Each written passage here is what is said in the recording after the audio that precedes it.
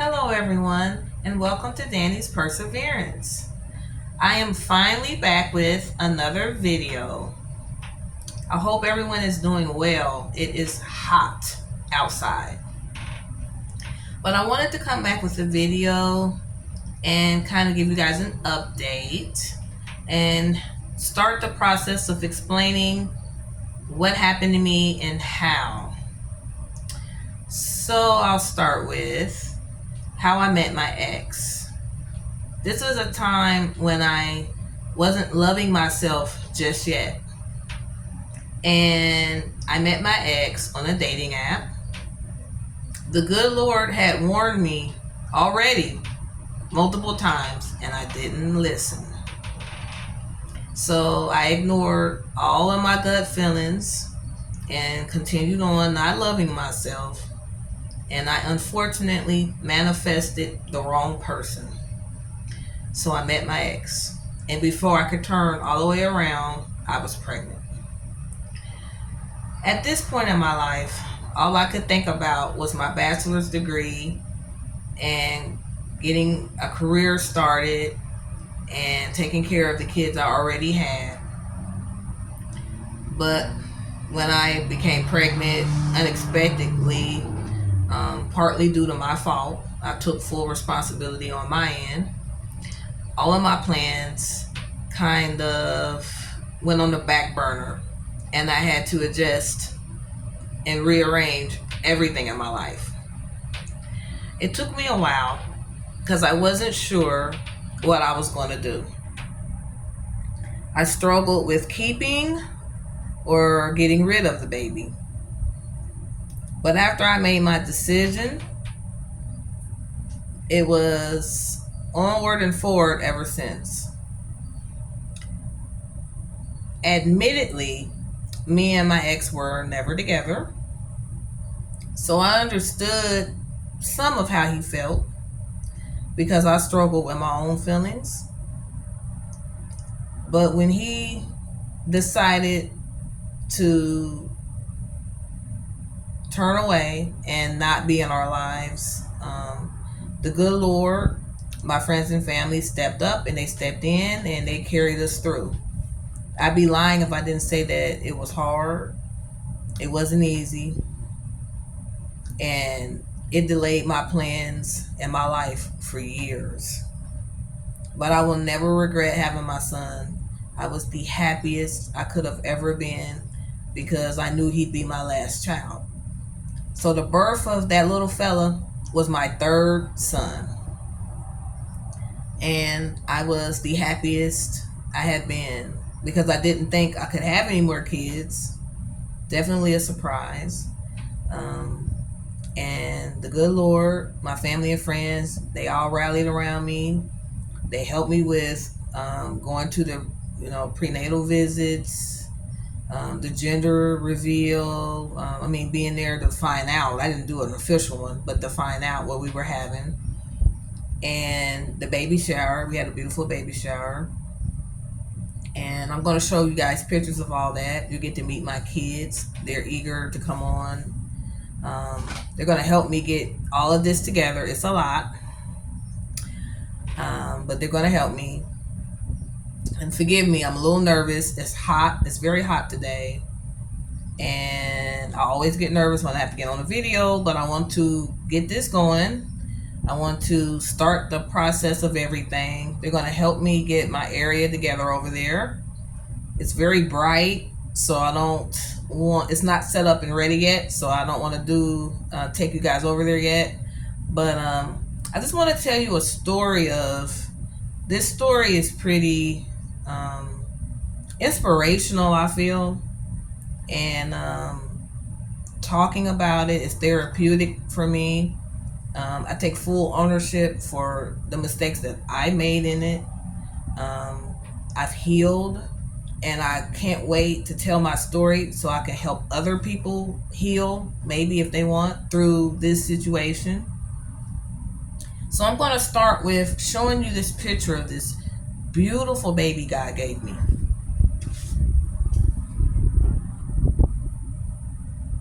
That is what he looked like then.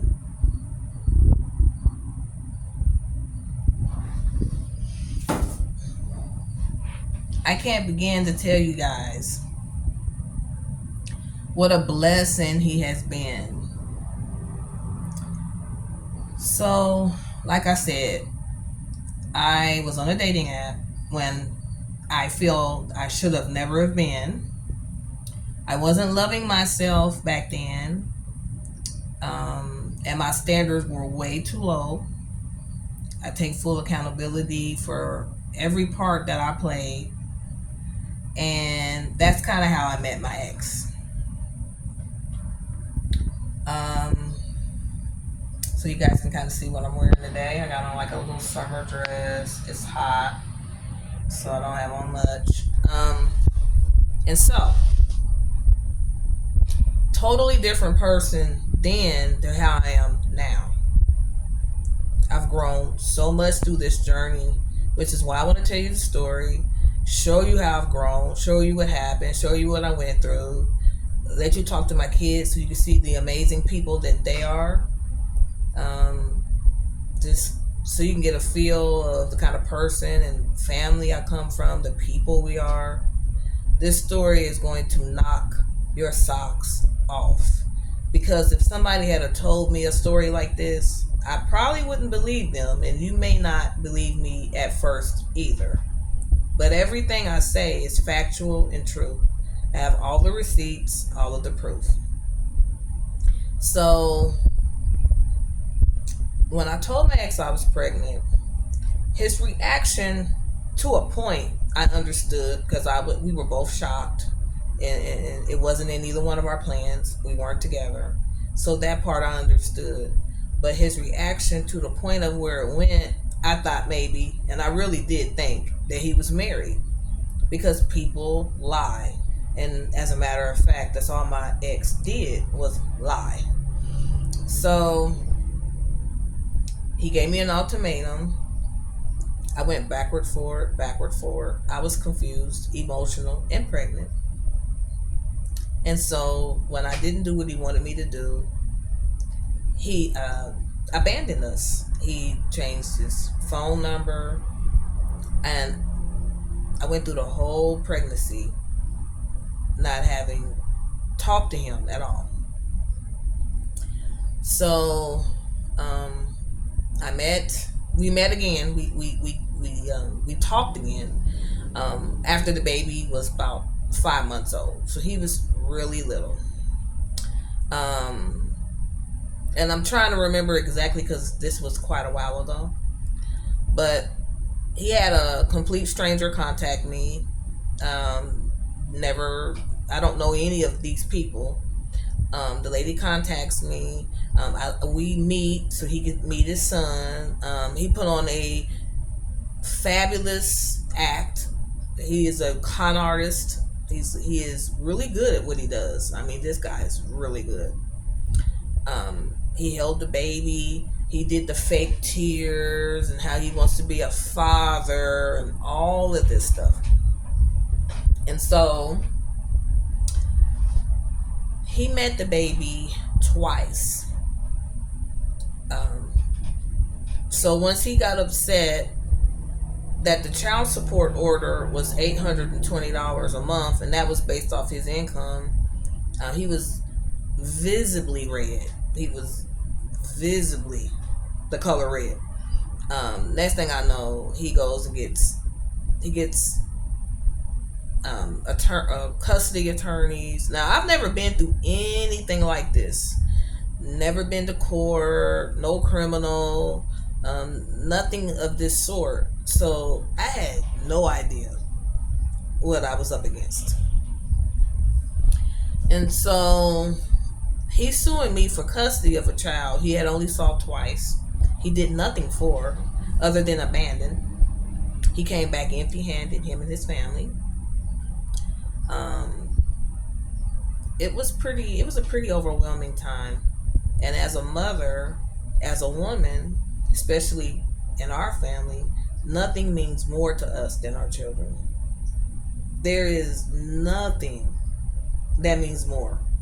We weren't rich, so we didn't have millions, we didn't have companies, we had nothing else that meant as much. So my family and I were devastated. And so, we go through this long, drawn out custody battle. And I could go into further detail with that, and maybe if people have questions, I might. But that's so much to that story that I'm going to leave it where it is right now, and then maybe come pick it up later. But it was a long, drawn out custody battle. And so the magistrate gave me full custody. The only problem that I had was that the magistrate gave us a parenting schedule that was bizarre. And I had a lawyer tell me he never saw one that looked like that for a child as small as our child. So the trickery started even from the beginning. But I didn't know it because I've never been through anything like it. So after that, it kept, they continued to keep taking me to court, trying to hold me in contempt. Co-parenting with him was one of the worst times of my life. So,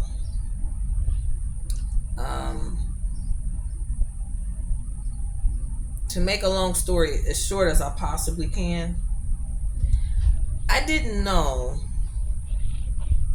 that you can change a person's custody over during a contempt hearing. Everything was so interesting to me. Okay. So I went from the magistrate giving me full custody to about a year and some months later, and I can give you the exact dates if asked,